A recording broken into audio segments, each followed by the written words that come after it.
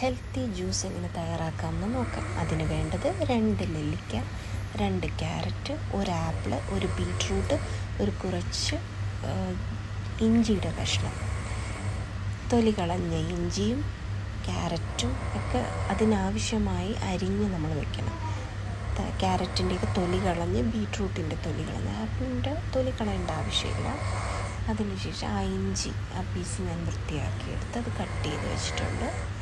പിന്നെ നെല്ലിക്ക അതും കൂടെ എടുത്ത് മിക്സിയിലിട്ട് അടിച്ച് ഒരു ജ്യൂസാക്കി ഞാൻ സ്ട്രെയിനർ വഴി സ്ട്രെയിൻ ചെയ്ത് ഒരു ഗ്ലാസ്സിലേക്ക് ഒഴിച്ച് ഒരു ഹെൽത്തി ജ്യൂസ് നമുക്ക് തരും. ഇത് കുട്ടികൾക്കും മുതിർന്നവർക്കും കുടിക്കാവുന്നതാണ്. ഇതിൻ്റെ രുചിയും അടിപൊളിയാണ്. ABC ജ്യൂസ് നമ്മൾ കുടിക്കില്ലേ, അതിൽ നിന്നും കുറച്ചുകൂടെ ഒരു ടേസ്റ്റിയാണ്. ആ നെല്ലിക്കയുടെ പുളിയും കൂടെ വരുമ്പോൾ മച്ച് മോർ ഹെൽത്തിയറുമാണ്. ഓക്കെ.